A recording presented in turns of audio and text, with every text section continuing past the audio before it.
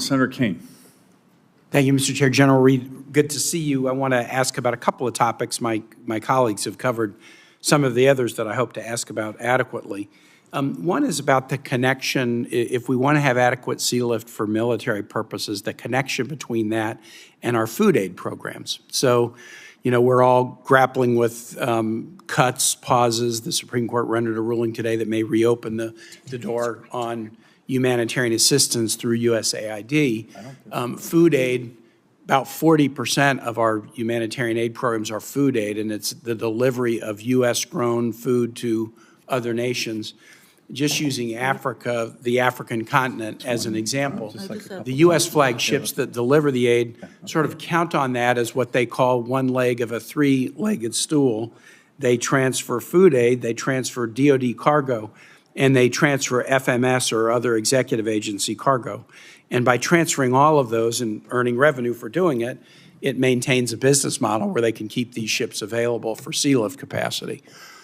If food aid were to disappear and one leg of that three-legged stool were to go away, what would the effect be on the availability of U.S. flagged vessels to be around when we need it for sea lift chores?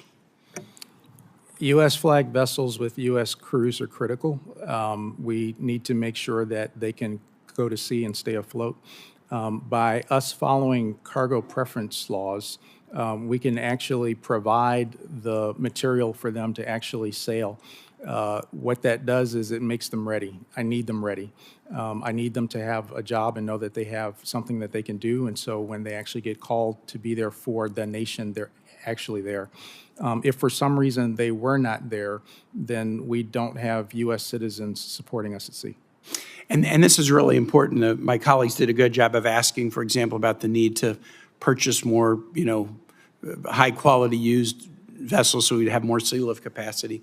But with the existing capacity we have, if we were to fundamentally change the sort of business model that keeps those ships ready and on the water by cutting out one part of their revenue, the food aid, for example, then we would reduce even further the capacity that we need so that it might not be available at the time that we need it. Would you agree with that?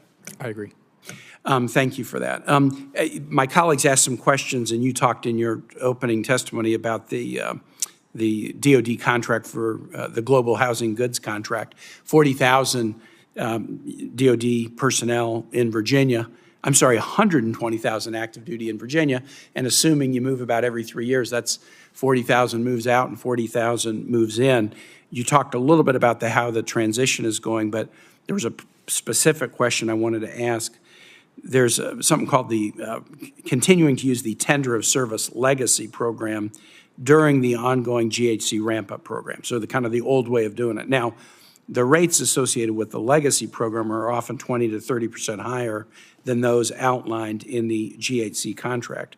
So understandably, some suppliers might be hesitant to transition to the GHC program if they're able to secure more favorable rates by remaining under the legacy system. So this creates an odd situation where two programs are unintentionally positioned against one another, and Transcom can incur significantly higher costs under the legacy program. So how are you managing this legacy to GHC program so that there's not this perverse incentive to remain in the legacy program because the rates are higher? So the rates are set by what we call a government constructed cost, and we are only able to adjust those rates once a year, which actually happens in May. So once again, we're in a situation where to allow the process to go, we have to wait until May when we have the next opportunity to adjust the rates, which we will do. Those rates will be more in line with the constructed costs, so therefore it will be less of an incentive to stay outside than to join the GHC. Great. I'll follow back up after May to see how much we've narrowed that gap and whether that's doing what it needs to do. I will express my support for a position I think my colleagues have already gotten at, that if you need authorization within the NDA to expand the fleet by purchasing more high-quality used vessels, I really would like to make sure you have that authority, and I'll join with my colleagues to see if we can be helpful in that regard. I'll yield back, Mr. Chair. Thank you. Thank you, Senator.